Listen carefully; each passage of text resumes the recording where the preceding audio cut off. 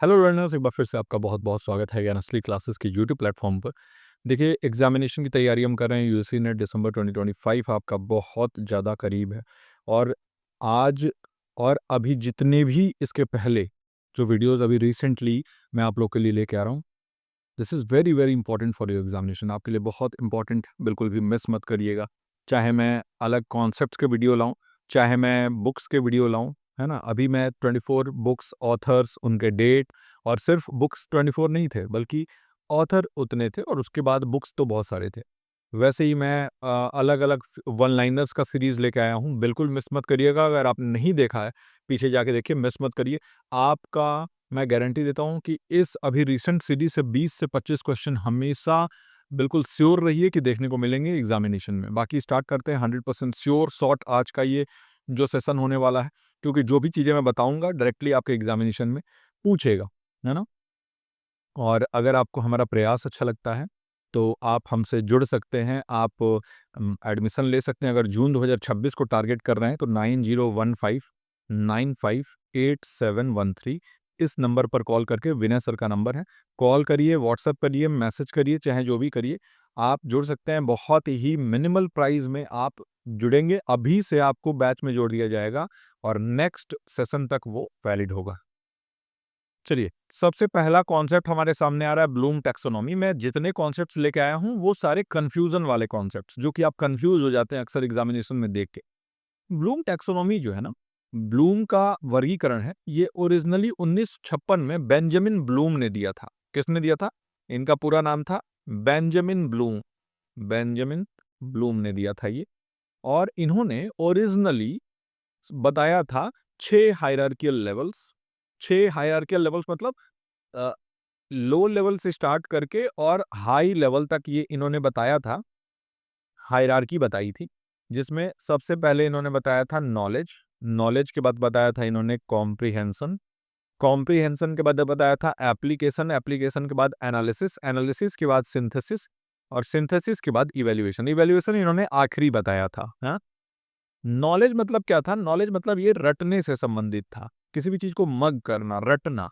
इसके बाद सबसे जो लोअर लेवल पे लर्नर होता है, यानी कि सबसे उसके प्राथमिक स्तर पर चीजों को रटाया जाता है ना। छोटे बच्चे होते हैं, क्लास में बैठे होते हैं, उनको रटाना पड़ता है। टेबल, चाहे अल्फाबेट, चाहे जो भी, उनको रटाएंगे आप।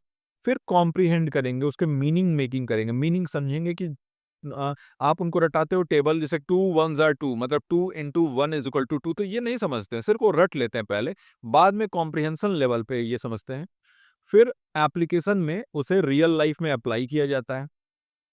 तो ये कहीं 2 रुपए लेके जाएगा तो एक टॉफी खरीद के लाएगा, तो वो रियल लाइफ में लगाया। इसके बाद एनालिसिस होता है, एनालाइज करता है, लर्नर एनालाइज करना सीखता है, विश्लेषण करना सीखता है। इसके बाद सिंथेसिस होता है। सिंथेसिस का मतलब क्या होता है? सृजन, कोई चीज जो है वो क्रिएट करता है लर्नर खुद से, है ना। और इसके बाद इवेल्युएशन आता है, आखिरी मूल्यांकन जो है वो, जिसमें स्व मूल्यांकन, सेल्फ इवेल्युएशन भी शामिल होता है। तो ब्लूम ने ओरिजिनली ये बताया था। और ये संज्ञा आधारित नाउन बेस्ड स्ट्रक्चर था। मतलब ये नॉलेज, कॉम्प्रिहेंशन, एप्लीकेशन, ये सभी नाउन है। लीनियर प्रोग्रेशन अज्यूम किया गया था, है ना। वही अगर हम अपडेटेड टैक्सोनॉमी बताएं, रिवाइज ब्लूम टैक्सोनॉमी जिसको हम जानते हैं, तो ये दिया गया था एंडरसन और क्रैथवॉल द्वारा। ओरिजिनली 1956 में आया था, और इसका रिवीजन जो है 2001 में इसको रिवाइज किया एंडरसन और क्रैथवॉल ने। जो रिवाइज टैक्सोनॉमी था, जो संशोधित ब्लूम वर्गीकरण है, इसमें संज्ञा के जगह पे, नाउन के जगह पे जो है ना, वो वर्ब फॉर्म यानी क्रिया आधारित स्तर इसमें लाए गए। जो नाम है वो बदल दिया गया। सबसे पहले देखिए, स्टार्टिंग में उसमें नॉलेज हुआ करता था, इसका बदल के रिमेंबरिंग हो गया, अंडरस्टैंडिंग हुआ, अप्लाइंग हो गया, एनालाइजिंग हो गया, इवेल्युएटिंग। और सिंथेसिस की जगह पे देखिए, ये यहाँ सिंथेसिस आया करता था, इसके जगह पे इवेल्युएट हो गया। और जो इवेल्युएशन इवेल्युएशन उसमें आया करता था, उसकी जगह पे यहाँ पर क्रिएट हुआ, जो कि सिंथेसिस को रिप्लेस करके किया गया था, है ना। सिंथेसिस मतलब नाम हटा के क्रिएट कर दिया गया, और सबसे उच्च स्तर जो है क्रिएट को बता दिया गया। तो सबसे पहला स्मरण, स्मरण के बाद समझ, समझ के बाद प्रयोग, प्रयोग के बाद विश्लेषण, विश्लेषण के बाद मूल्यांकन, और आखिरी में बच्चा सृजन करने लगता है, खुद से क्रिएट करने लगता है कॉन्सेप्ट्स को। तो ये संशोधित ब्लूम वर्गीकरण 2001 में आया, और ये क्रिया आधारित स्तर है ना। वर्ब फॉर्म्स थे, पहले नाउन था। अच्छा, 2 डायमेंशन इसने इंट्रोड्यूस किया। सबसे पहले नॉलेज डायमेंशन, नॉलेज मतलब जैसे फैक्ट, कॉन्सेप्ट, प्रोसीजरल, मेटाकॉग्निटिव, ये सब नॉलेज डायमेंशन में आ जाता है। और दूसरा है कॉग्निटिव प्रोसेस डायमेंशन, है ना? तो 2 अलग-अलग डायमेंशन भी इसमें इंट्रोड्यूस किया गया। अब नेट में कैसे क्वेश्चन पूछ के आपको फँसाता है, ये भी मैंने यहाँ पर लिख दिया है। देखिए, नेट में कई बार हाईएस्ट लेवल में आप कन्फ्यूज़ हो जाते हैं कि हाईएस्ट लेवल में क्या होगा, क्रिएट होगा या सिंथेसिस होगा या इवैल्यूएट होगा, इसी में कन्फ्यूज़न हो जाता है। याद रखेंगे, ओरिजिनल वाले में सबसे आखिरी में आपका इवैल्यूएशन आता है, ओरिजिनल वाले में, है ना? सबसे आखिरी में, और जो अपडेटेड वाला है उसमें सबसे आखिरी में क्रिएट आता है, इतना आप याद रखेंगे, है ना? तो आई होप कि ये आपका क्लियर हो गया होगा। अब हमारा जो दूसरा कॉन्सेप्ट है, वो है कंस्ट्रक्टिविज़्म का। पियाजे और वाइगोस्की दोनों ही कंस्ट्रक्टिविस्ट थे, है ना?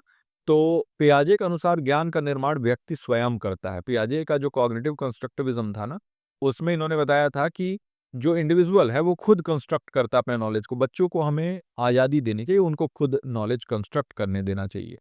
है ना? जिसमें इन्होंने एसिमिलेशन, अकोमोडेशन और इक्विलिब्रेशन का कॉन्सेप्ट बताया था, याद रखिएगा।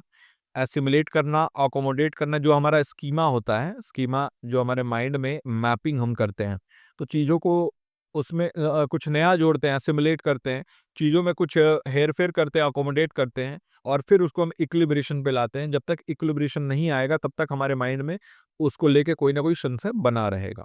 है ना? एक और चीज़, लर्निंग जो है वो डेवलपमेंटल स्टेजेज पे डिपेंड करता है, ऐसा पियाजे ने बोला था। और पियाजे का जो डेवलपमेंटल स्टेजेज आप जानते ही हैं कि sensory motor stage, pre operational, concrete operational और फॉर्मल ऑपरेशनल स्टेज, है ना? तो पियाजे का मानना था कि सोशल इंटरेक्शन से कोई लेन-देन नहीं है ना? इनका याद रखिएगा, जब भी पियाजे का नाम आएगा तो वहाँ पर सोसाइटी, कल्चर से कोई मतलब इनका नहीं था, है ना? और वही वाइगोस्की ठीक के उलट जो है ना? वाइगोस्की सोशल कंस्ट्रक्टिविज्म को सपोर्ट करते थे, है ना? सामाजिक रचनावाद जिसे हम कहते हैं, उसको ये सपोर्ट करते थे। वाइगोस्की का मानना था कि सोशल इंटरेक्शन से, सोसाइटी में जो बच्चा इंटरेक्ट करता है अपने पीयर्स से, अपने लर्नर से, अपने सहपाठियों से, अपने माता-पिता से, अपने अभिभावक से या अपने समाज के लोगों से, तो उससे भी बहुत कुछ सीखता है ना? और इन्होंने बताया था कि देखिए, लैंग्वेज जो भाषा है, इसका बहुत ज़्यादा महत्वपूर्ण जो है वो जगह है लर्निंग में, अधिगम में, है ना? इम्पोर्टेंट कॉन्सेप्ट्स में ज़ेडपीडी, ज़ोन ऑफ प्रॉक्सिमल डेवलपमेंट का कॉन्सेप्ट जो है वाइगोस्की ने दिया था। स्कैफोल्डिंग आ गया, है ना? एमकेओ, मोर नॉलेजेबल अदर, तो ये सभी ज़ोन ऑफ प्रॉक्सिमल डेवलपमेंट मैंने ऑलरेडी आपको बताया हुआ है कि एक इंसान खुद से इतना कुछ अगर कर पाता है और किसी एक जानकार व्यक्ति या उससे ज़्यादा जिसको मालूम हो ऐसा व्यक्ति उसको थोड़ा हेल्प कर दे तो वो इतना कुछ कर पाता है। तो ये जो गैप है ना, जो खुद से वो कर पाता है और जो किसी की हेल्प से कर पाता है, इसके बीच के गैप को हम ज़ेडपीडी, ज़ोन ऑफ प्रॉक्सिमल डेवलपमेंट करते हैं। और जो ज़्यादा जानकार व्यक्ति होता है उसको हम कहते हैं एमकेओ, मोर नॉलेजेबल अदर। और जो उसको हेल्प करता है उसको हम कहते हैं स्कैफोल्डिंग, मतलब टेम्पररी सपोर्ट। है ना? मैंने बार-बार बताया कि जब आप छोटे होते हैं तो आपके माता-पिता आपको हेल्प करते हैं थोड़ा-सा साइकिल चलाने में या कोई भी चीज़ जो दिक्कत आती है तो टेम्परेरी सपोर्ट देते हैं, उसको हम स्कैफोल्डिंग कहते हैं। है ना? तो वाइगोस्की का मानना था कि जो लर्निंग है, जो अधिगम है, जो हम सीखते हैं, वो प्रीसीड करता है डेवलपमेंट को, है ना? डेवलपमेंटल स्टेजेस से मतलब नहीं है, इनका मानना ऐसा था। तो ये दोनों लोग जो है एक-दूसरे के जो है हम कह सकते हैं कि कॉन्ट्रास्ट में बात करते थे, है ना? अब नेट कैसे फँसा देता है, आप बस याद रखिएगा, पियाजे का बात आएगा तो हम इंडिविजुअल के बारे में बात करेंगे, बायोलॉजिकल के बारे में। बायोलॉजिकल का मतलब क्या है कि स्टेज जैसे-जैसे बच्चा बड़ा होगा, खुद ब खुद उसके लर्निंग की क्षमता बढ़ती जाएगी। ऐसा जैसे सेंसरी मोटर में रहेगा तो अपने सेंसेस से ज़्यादा सीखेगा। प्री ऑपरेशनल कंक्रीट में अलग-अलग है, फॉर्मल में अलग है ना? फॉर्मल ऑपरेशनल में ये एब्स्ट्रैक्ट थिंकिंग करने लगेगा, यानी कि अमूर्त चिंतन करने लगेगा। और वही कंक्रीट वाले में मूर्त चीज़ों से ही वो सीख पाएगा, तो ऐसा पियाजे का मानना था। वाइगोस्की का मानना था कि सोसाइटी, कल्चर, लैंग्वेज का बहुत ज़्यादा बड़ा रोल है, तो एससीएल याद रखेंगे वाइगोस्की के लिए, एस से सोसाइटी, कल्चर, लैंग्वेज। तो इस तरीके से जो है चीज़ें अगर आप पढ़ेंगे ना तो बहुत अच्छे से याद हो जाएगा। अगर आपको पसंद आ रहा है हमारा ये समझाने का तरीका, अगर आप देखिए वीडियोज़ को पूरा-पूरा देखा करिए, बीच में छोड़ के जाने वाले लोग बहुत कुछ सीख नहीं पाते हैं और नॉलेज भरा हुआ है चारों तरफ, आपको सीखने की आवश्यकता है। अगर वीडियो पसंद आ रहा है तो काइंडली वीडियो को लाइक कर दीजिए और बढ़ते हैं हमारे अगले कॉन्सेप्ट बिहेवियरिज्म पे। बिहेवियरिज्म में 3 नाम आते हैं, थॉर्नडाइक, पावलो और स्किनर, जो तीनों ही बहुत ज़्यादा इंपॉर्टेंट है। थॉर्नडाइक जो है ये कनेक्शनिज़्म्स के लिए जाना जाता है कि ये कहते थे, थॉर्नडाइक का मानना था कि लर्निंग जो है ना, वो अधिगम जो है वो प्रयास और त्रुटि द्वारा होता है। कुछ हम ट्राई करते हैं, नहीं काम करता, फिर एरर होता है, फिर वापस उसको सही करते हैं, फिर ट्राई करते हैं, फिर कोई उसी में काम कर जाता है। ट्रायल एंड एरर मेथड जो है इन्होंने ही दिया था थॉर्नडाइक ने। और इनके कुछ जो है लॉज़ हैं, लॉ ऑफ इफेक्ट, प्रभाव का नियम जो है, law of exercise and law of readiness. तो इससे भी बार-बार क्वेश्चन पूछा जा चुका है कि किसने ये दिया था, तो थॉर्नडाइक ने law of effect, law of exercise और लॉ ऑफ रेडीनेस जो है ये दिया हुआ था। थॉर्नडाइक के अनुसार अधिगम प्रयास एवं त्रुटि द्वारा होता है। वही अगर हम पावलो के बारे में बात करें तो हमें याद आता है वो डॉग। डॉग जो कि घंटी बजाने से उसका सलाइवा जो है वो आने लगता है। सबसे पहले तो घंटी जो है वो अनकंडीशनड स्टिमुलस होता है, जिसको हम यूसीएस कहते हैं। तो एक कुत्ता था जिसको पाओलो ने रखा हुआ था अपने पास, उसके ऊपर एक्सपेरिमेंट कर रहे थे। तो करते क्या थे, स्टार्टिंग में सबसे पहले उन्होंने जो है ना घंटी बजाया, कुत्ते के ऊपर कोई असर नहीं रहा, खाना दिया, कुत्ता खाना खा गया। फिर पाओलो क्या करने लगे ना, डेली डेली डेली डेली पहले खाना देने से पहले बेल रिंग करते थे, घंटी बजाते थे। तो कुत्ते के दिमाग में आया कि जब भी घंटी बजता है तो मुझे खाना मिलता है, तो वो स्टिमुलस जो है ना उसका कंडीशन्ड हो गया, कंडीशन्ड हुआ। तो अब क्या होने लगा, पाउलो ने देखा कि जैसे ही मैं घंटी बजाता हूँ तो कुत्ते के मुंह में पानी आने लगता है, यानी कि उसको पता चल जाता है कि अब खाना मिलने वाला है, यानी उसका स्टिमुलस जो पहले अनकंडीशन्ड था अब कंडीशन हो गया है, तो सीएस बोलते हैं। फिर पहले वो अनकंडीशन्ड रिस्पॉन्स देता था, लेकिन धीरे-धीरे जब उसको पता चला कि भई घंटी बजने पे खाना मिलेगा, तो वो कंडीशन्ड रिस्पॉन्स में चेंज हो गया। तो यही होता है क्लासिकल कंडीशनिंग। लर्निंग जो है, वो हम 2 स्टिमुलाई को एसोसिएट करके देखते हैं। तो पाउलो ने 2 उत्तेजनाओं के संबंध द्वारा अधिगम को बताया और बताया कि लर्निंग जो है ना, वो पैसिव होता है। कई बार जो है हमें पता भी नहीं होता और हम बहुत कुछ सीख जाते हैं। तो लर्नर जो है वो कई बार पैसिवली ही चीज़ों को सीख जाता है, एक्टिव ना होके पैसिव सीखता है। तो ऐसा पाउलो का मानना था, इस क्लासिकल कंडीशनिंग कहते हैं। वही स्किनर बॉक्स बड़ा फेमस था, एक एक्सपेरिमेंट इनका स्किनर का, बीएफ स्किनर इनका पूरा नाम है। ऑपरेंट कंडीशनिंग, है ना? ऑपरेंट कंडीशनिंग इनका था। बिहेवियर जो है वो रीइंफोर्समेंट से शेप होता है। ऐसा व्यवहार जो है उसमें रीइंफोर्समेंट मतलब कुछ जो है वो इनाम के तौर पे, कुछ नेगेटिव भी हो सकता है रीइंफोर्समेंट और पॉजिटिव भी। नेगेटिव का मतलब कुछ हटा देना और पॉजिटिव का मतलब कुछ जोड़ देना। तो रीइंफोर्समेंट के बारे में इन्होंने बात किया। इन्होंने इंटरनल मेंटल प्रोसेस पे बिल्कुल भी जोर नहीं दिया। तो स्किनर ने पुनर्बलन द्वारा व्यवहार निर्माण पर बल दिया था। अब याद रखिएगा कि पनिशमेंट और रीइंफोर्समेंट एक नहीं है। पनिशमेंट देना अलग चीज़ है और नेगेटिव रीइंफोर्समेंट अलग चीज़ है। नेगेटिव रीइंफोर्समेंट का मतलब मैं बताऊँगा क्या है? मान लीजिए कि अभी मैं आपको दिख रहा हूँ और अभी जो है मैं आपको यहाँ पर बिना दिखे पढ़ाने लगूँ, तो एक चीज़ हटा दिया मैंने, है ना? यानी कि सिर्फ़ मेरा ऑडियो आपको सुनाई दे, तो वो नेगेटिव रीइंफोर्समेंट होगा। अब पनिशमेंट का मतलब क्या होगा कि मान लीजिए कि आप लोग क्लास अटेंड नहीं करते हैं, तो मैंने क्लास 1 दिन के लिए स्थगित कर दिया, तो वो पनिशमेंट हो गया, है ना? पनिशमेंट, रीइंफोर्समेंट में डिफ़रेंस होता है, याद रखिएगा। अब हम थोड़ा अपने स्पीड को बढ़ाते हैं और कॉन्सेप्ट्स को थोड़ा जल्दी से सीखते हैं। Social learning theory Albert Bandura ने दिया था। इन्होंने बताया था कि अधिगम जो है, लर्निंग जो है वो ऑब्जर्वेशन और मॉडलिंग के ज़रिए, अवलोकन और अनुकरण के ज़रिए, वही दूसरों को देख के हम सीखते हैं, दूसरों को ऑब्ज़र्व करके सीखते हैं। लर्निंग तभी होता है कि भाई अपने माता-पिता को देख रहे हैं कि ऐसे कर रहे हैं, तो वो बच्चे भी करने लगते हैं। अपने टीचर को देखते हैं कि वो टाइम से क्लास में आ रहे हैं, तो वो भी टाइम से पहुँचने लगेंगे। इन्होंने बताया था कि अटेंशन, रिटेंशन, रिप्रोडक्शन और मोटिवेशन, ये 4 चीज़ें हैं। हमें, अगर बच्चा अटेंटिव है, मतलब अगर वो सीखना चाहता है, अगर चीज़ों को रिटेन कर पा रहा है, हम सिखा रहे हैं तो उसको याद रख पाता है। वापस से जब ऐसे कोई कंडीशन आता है तो उसको रिप्रोड्यूस कर पाता है और वो मोटिवेट भी रहता है उस चीज़ को करने के लिए। ये 4 प्रोसेस जो है लर्निंग के लिए बहुत इंपॉर्टेंट है और इन्होंने सेल्फ एफिकेसी के ऊपर बहुत ज़्यादा बल दिया। सेल्फ एफिकेसी मतलब खुद का, खुद से जो है हमें कई बार बहुत कुछ सीखने की आवश्यकता होती है और खुद के ऊपर ज़्यादा जो है ध्यान देने का होता है। 4 चरण: ध्यान, स्मरण, पुनरुत्पादन और प्रेरणा। ये 4 चीज़ें बैंडूरा ने दिया था। सोशल लर्निंग थ्योरी इनके द्वारा दिया गया था। मल्टीपल इंटेलिजेंस थ्योरी जो है वो गार्डनर ने, हावर्ड गार्डनर इनका पूरा नाम, और इन्होंने सिंगल आईक्यू को रिजेक्ट किया। बोला कि देखिए, एक टेस्ट लेके आप नहीं बता सकते हैं कि एक इंसान की क्या क्षमता है, क्या कैपेबिलिटीज़ है। हर इंसान के अंदर अलग-अलग इंटेलिजेंस होता है। किसी के अंदर म्यूजिकल इंटेलिजेंस यानी म्यूजिक पकड़ने का अच्छा समझ होता है, किसी के ऊपर लैंग्वेज का बहुत अच्छा पकड़ होता है, कोई लॉजिक में काफ़ी बेहतर होता है, किसी को स्पेस का बड़ा अच्छा ज्ञान होता है तो वो आर्किटेक्ट बन जाता है, इंटीरियर डिज़ाइनर बन जाता है, कोई बॉडीली काइनेस्थेटिक होता है तो एथलीट बनता है। इंटरपर्सनल कम्युनिकेशन किसी का अच्छा होता है तो बहुत अच्छा वक्ता बनता है। इंट्रापर्सनल होता है तो बहुत अच्छा मोटिवेशनल या फिर स्पिरिचुअल गुरु बन जाता है ना? बाद में इसमें नेचुरलिस्टिक इंटेलिजेंस भी, कि किसी को नेचर का बहुत अच्छा समझ होता है। कई लोग आप देखते होंगे ना कि वो पेड़-पौधों से और ये चीज़ों को उनको भी समझ लेते हैं। तो वो नेचुरलिस्टिक इंटेलिजेंस, इन सभी इंटेलिजेंस के बारे में हार्वर्ड गार्डनर ने बात की। इन्होंने कहा कि भाई सिर्फ़ आईक्यू ही सब कुछ डिसाइड नहीं करेगा, है ना? कई बार आपने भी देखा होगा कि बहुत तेज़-तेज़ आईक्यू वाले लोग जो है ना वो मेंटल हो जाते हैं, पागल हो जाते हैं। क्यों?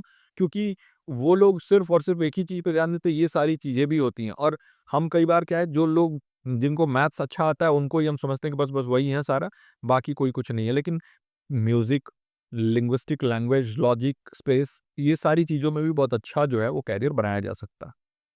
तो गार्डनर ने एकात्मक बुद्धि को अस्वीकार किया और बहुबुद्धि की संकल्पना दी। याद रखिएगा, है ना? अब देखिए, मल्टीपल इंटेलिजेंस लर्निंग स्टाइल दोनों अलग-अलग होता है, तो ये भी आप इसमें बिल्कुल कन्फ्यूज़ मत होइएगा। नेट बार-बार एग्ज़ामिनेशन में क्वेश्चन्स ऐसे पूछता है जिसमें मल्टीपल इंटेलिजेंस और लर्निंग स्टाइल को लेकर काफ़ी कन्फ्यूज़न क्रिएट हो जाता है। अब कॉल्ब द्वारा एक्सपीरियंशियल लर्निंग, अनुभवात्मक अधिगम के बारे में हम बात करेंगे। तो लर्निंग जो है, कॉल्ब ने बताया कि लर्निंग 4 स्टेज साइकिल का होता है। सबसे पहले हम कॉन्क्रीट एक्सपीरियंस, अपने हाथ से जो भी हम हमारा खुद का अपना अनुभव होता है उसके आधार पर हम सीखते हैं। फिर हम रिफ्लेक्टिव ऑब्जर्वेशन करते हैं, हम एक बार चिंतन करते हैं। फिर उसको हम अपने मन में कॉन्सेप्चुअलाइज़ करते हैं, एब्स्ट्रैक्ट कॉन्सेप्चुअलाइज़ेशन जिसको हम कहते हैं, कि हम बैठे-बैठे सोचते हैं कि कैसे क्या होगा, कैसे क्या करेंगे, और फिर उसको हम रियल लाइफ में लागू कर देते हैं। तो अधिगम, अनुभव और चिंतन की चक्रीय प्रक्रिया है, साइक्लिकल प्रोसेस है, ऐसा कॉल्ब ने माना। अनुभवात्मक अधिगम को ये सपोर्ट करते थे। ह्यूमनिस्टिक थ्योरी मैस्लो और रोजर्स द्वारा दिया गया। मैस्लो का मानना था, मैस्लो का हायरार्की ऑफ नीड्स थ्योरी तो आपको मालूम होगा कि जैसे-जैसे हमारी ज़रूरतें बढ़ती जाती हैं और धीरे-धीरे, धीरे-धीरे जैसे हम जाते हैं सबसे हाईएस्ट लेवल पे, हम जो है ना, वो हाईएस्ट कॉग्निटिव लेवल पे जब हम पहुँचते हैं, तो वहाँ पर स्पिरिचुअलिज़्म में हम चले जाते हैं। खुद का सेल्फ सेंस हट जाता है, हमारे लिए सब लोग बराबर हो जाते हैं, है ना? सेल्फ एक्चुअलाइज़ेशन तक हम पहुँच जाते हैं। और नीचे जो है वो फूड एंड सेफ्टी जो होता है, सिक्योरिटी होता है, स्टेटस होता है समाज में, ये सभी आता है। तो फूड और मतलब रोटी, कपड़ा और मकान सबसे नीचे वाले स्टेज पे, और सेल्फ एक्चुअलाइज़ेशन जैसे हम कहते हैं मोक्ष की प्राप्ति या आत्म का ज्ञान होना, है ना? तो ये जो है आपका मैस्लो के हायरार्की ऑफ नीड में बताया गया था। रॉजर्स ने बताया कि लर्नर सेंटर्ड एजुकेशन बहुत इंपॉर्टेंट है। फैसिलिटेटिव टीचिंग के बारे में बताया कि भाई एक टीचर जो है वो फैसिलिटेटर बने, गाइड बने। कोई आप जो है ना एक किसी को अथॉरिटेरियन तरीके से मत पढ़ाइए, अथॉरिटी मत दिखाइए, बल्कि उनको एक सुविधा प्रदाता बन जाइए, है ना? इन्होंने विद्यार्थी केंद्रित शिक्षा पर बल दिया। मानवतावादी दृष्टिकोण में आत्म विकास के ऊपर इन्होंने बल दिया। Unconditional positive regard. तो रॉजर्स का ये है, और मैस्लो का हायरार्की ऑफ नीड याद रखेंगे। कॉग्निटिव डेवलपमेंट जो पियाजे का है, जीन पियाजे इनका पूरा नाम है, स्टेजेस पे फोकस था इनका, है ना? कॉग्निटिव डेवलपमेंट में अलग-अलग स्टेज बताया था। पहला स्टेज जो है, सबसे जो स्टार्टिंग स्टेज इन्होंने बताया, वो बताया इन्होंने सेंसरी मोटर स्टेज, है ना? फिर बताया पूर्व संक्रियात्मक यानी प्री ऑपरेशनल स्टेज। फिर बताया इन्होंने कॉन्क्रीट ऑपरेशनल, मूर्त संक्रियात्मक, कॉन्क्रीट ऑपरेशनल, और फिर फॉर्मल ऑपरेशनल स्टेज बताया इन्होंने, फॉर्मल ऑपरेशनल। तो ये 4 स्टेजेज़ इन्होंने बताया एसपीसीए फॉर अलग-अलग एज, है ना? ये 0 टू 2 बताया, ये 2 टू 6 बताया, ये 6 टू 11 बताया, और ये 11 एंड बियॉन्ड बताया। तो ऐसे करके इन्होंने स्टेजेज़ बताए थे, और हर एक स्टेज में बच्चे का सीखने का तरीका अलग होता है। कहीं वो अपने सेंसेस से टच करके, फ़ील करके सीखता है, कहीं वो सेल्फ सेंट्रिक होता है, अपने सहपाठियों से कहीं सीखता है, कहीं कॉन्क्रीट चीज़ें सीखता है, और कई बार वो एब्स्ट्रैक्ट चीज़ों पे सबसे आखिरी में जब जाता है तो एब्स्ट्रैक्ट कॉन्सेप्ट्स को भी समझने लगता है। एब्स्ट्रैक्ट का मतलब अमूर्त चीज़ है, जैसे अलजेब्रा का कोई कॉन्सेप्ट, जैसे कोई बच्चा है उसको आपने सिलेंडर का क्वेश्चन सॉल्व कराया, या कोई बच्चा है उसको आपने ग्रेविटी के बारे में कुछ बताया, कुछ मोमेंटम के बारे में उसको बताया, है ना? गुरुत्व बल के बारे में। तो ये सभी क्या है? ये आपका एब्स्ट्रैक्ट चीज़ें हैं ना, अमूर्त चीज़ें जिसे आप छू नहीं सकते हैं, फिर भी उसके बारे में आप सॉल्यूशन देते हैं, आप सॉल्व कर देते हैं क्वेश्चन, तो वो आखिरी फॉर्मल ऑपरेशनल स्टेज में आता है। तो एब्स्ट्रैक्ट थिंकिंग वहाँ से, और डेवलपमेंट प्रीसीड्स लर्निंग। इन्होंने माना, पियाजे ने, कि डेवलपमेंट पहले होता है, लर्निंग बाद में होता है। डेवलपमेंट के हिसाब से लर्निंग होता है ना? विकास जो है उसके हिसाब से, और वो विकास जो है वो चरणबद्ध तरीके से होता है, ऐसा इनका मानना था, स्टेज बाय स्टेज होता है। अब एक बड़ा इंपॉर्टेंट कॉन्सेप्ट आ जाता है जिससे बड़ा क्वेश्चन नेट में पूछा जाता है, और जो लोग यहाँ तक वीडियो देख पा रहे हैं ना, वही ये सारे चीज़ें याद भी कर पाएंगे। जो लोग बीच में वीडियो छोड़ के जा चुके हैं ना, उनसे आपको बिल्कुल डरने की बात नहीं है। वो लोग अपने आप मान के चलिए कुछ नहीं कर पाएंगे अपने जीवन में, क्योंकि उनके पास स्टेबिलिटी नहीं है। इतना शॉर्ट वीडियो देखने का आदत हो गया कि लॉन्ग वीडियो फॉर्मेट में देख ही नहीं पा रहे हैं, और फिर इनका लाइफ जो है बहुत अच्छा नहीं जाने वाला है। एंड्रागोजी जो है ये बड़ा फेमस है। पेडागोजी मतलब छोटे बच्चों को कैसे आप पढ़ाएंगे, कैसे क्लास में चीज़ों को प्रेजेंट करेंगे, उसके बारे में होता है। एंड्रागोजी एडल्ट लर्नर्स के लिए होता है। तो जो एडल्ट लर्नर्स होते हैं, जो बड़े लर्नर्स होते हैं, जो हायर एजुकेशन में पढ़ते हैं ना, सेल्फ डायरेक्टेड होते हैं, खुद से वो पढ़ते हैं, खुद से डिसाइड करते हैं, प्रॉब्लम सेंटर्ड होते हैं, एक्सपीरियंस रिच होते हैं, उनके पास बहुत अनुभव होता है खुद का, है ना।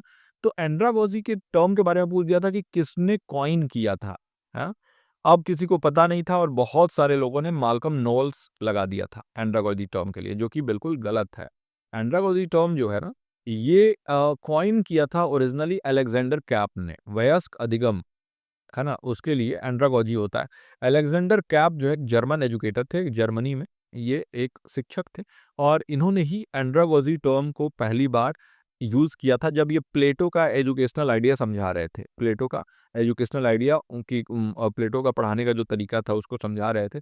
तो इन्होंने पहली बार एंड्रागोजी बताया कि थ्योरी ऑफ एडल्ट एजुकेशन, है ना। और कब बताया था? तो 1833 1833 में अलेक्जेंडर कैप ने इसको कॉइन किया था, और बाद में माल्कम नोल्स तो बहुत बाद में, यानी कि 20th सेंचुरी यानी 1900 समथिंग में आके माल्कम नोल्स ने इसको बहुत पॉपुलराइज कर दिया इस कॉन्सेप्ट को, और इसीलिए लोग समझते हैं कि माल्कम नोल्स ने कॉइन किया था। ऐसा नहीं है, और इसीलिए एनटीए ने पूछा था ये क्वेश्चन, और कई लोगों का गलत हो गया। याद रखिएगा, अगर कॉइन कह दे यानी सबसे पहले, तो अलेक्जेंडर कैप, क्योंकि ए से याद रखेंगे, ए सबसे पहले आता है ना अल्फाबेट में। तो ए जो है यानी अलेक्जेंडर कैप अगर सबसे पहले पूछ दे कॉइन किसने की, पॉपुलराइज किसने किया, तो माल्कम नोल्स ने, है ना, याद रखिएगा। बाकी हमारा आखिरी जो आज का कॉन्सेप्ट है वो है कनेक्टिविज्म का। ये बड़ा नया ट्रेंड नेट में देखने को मिला है। सीमंस द्वारा ये कॉन्सेप्ट दिया गया कनेक्टिविज्म, और इनका मानना है कि अधिगम जो है वो डिजिटल नेटवर्क, यानी जो लर्निंग आजकल हो रहा है वो डिजिटल नेटवर्क के जरिए हो रहा है। डिजिटली आप भी मुझसे पढ़ रहे हैं तो डिजिटल नेटवर्क से ही पढ़ रहे हैं, है ना। तो कई बार हम देख रहे हैं कि नॉलेज जो है ना वो नॉन ह्यूमन अप्लायंसेस में भी एग्जिस्ट कर रहा है। आजकल एआई का ज़माना है, और रोबोटिक्स में बहुत सारी चीज़ों में नॉलेज आजकल है ना? तो ऐसा मानना है कि नॉलेज जो है अब धीरे-धीरे ह्यूमन सेंट्रिक ना होकर अब धीरे-धीरे और भी चीज़ों में जा रहा है, और भी चीज़ इंटेलिजेंट हो रहे हैं। तो कनेक्टिविज़्म का कॉन्सेप्ट सीमंस द्वारा दिया गया, ये भी याद रखेंगे। तो ये 10 कॉन्सेप्ट अगर आपको याद है, आपके बहुत सारे क्वेश्चंस जो है वो अगर पूछेगा एनटीए तो आपका सही होने वाला है। वीडियो का ये हमारा फॉर्मेट कैसा लगा, ये कॉन्सेप्ट कैसा लगा, हमारा आइडिया कैसा लगा, ज़रूर नीचे कमेंट सेक्शन में बताइएगा।